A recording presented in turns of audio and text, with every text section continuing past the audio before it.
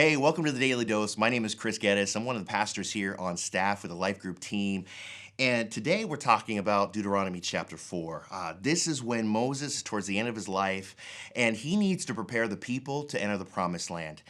And he wants to really hit home the importance of obedience. And I know we talk about that a lot as a church, but we know the role that it plays in our life, our spiritual lives. And I don't know about you, but every time that I think about the wilderness and the people and everything, I think of Oregon Trail.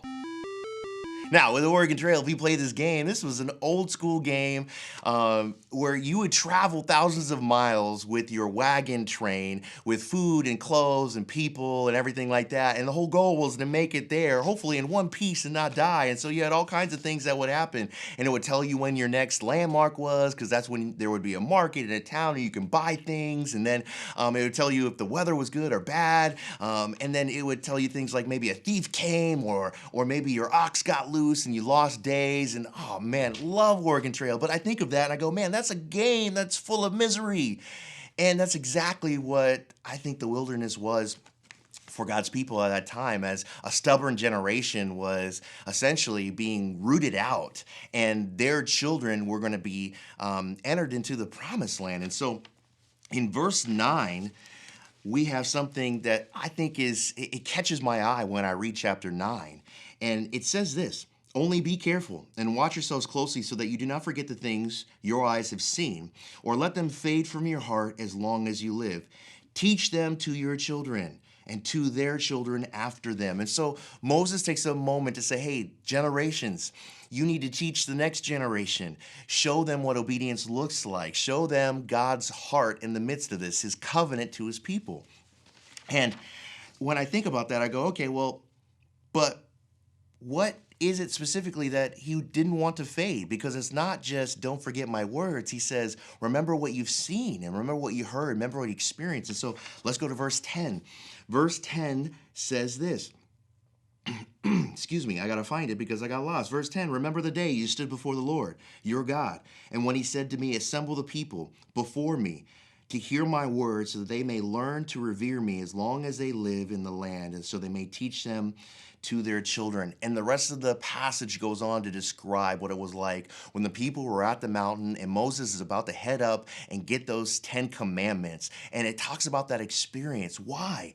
Because Moses wants to take us back. He says, look, the people need to go back to the beginning of their obedience and also to the beginning when they started to see the desire of God's heart for them. It wasn't just a set of rules. But God said, look, here's my heart as well. So Deuteronomy chapter 4, it reminds me of my mom, because my mom has been such a godly example in my life. And this passage is really calling our generation to make sure that we raise up the next generation according to God's word. And yet, let's be honest, sometimes we play that game. We play that game of do what I say, but not what I do. And God's calling that out. He's saying, no, you don't get to do that. You need to model it. You can't tell your children follow God and then do your own thing. My mom reminded me constantly what it was like to be obedient. Some of her obedience in my lifetime, in my childhood, looked like this. She would start the day with reading her Bible and prayer every day. She would take us to church and she would attend too. She was in a life group. She volunteered on a team here at church for years. She participated in various causes and events connected to church. I mean, and the list could go on and on and on. But I was blessed to have a godly mother. Now, for the rest of the moms out there, I just want to encourage you, if you have adult children now, hey, thank you. Thank you for being obedient and faithful. For those who are young, you've got young kids at home, whether that's toddlers or high school or middle school age, hey, don't give up.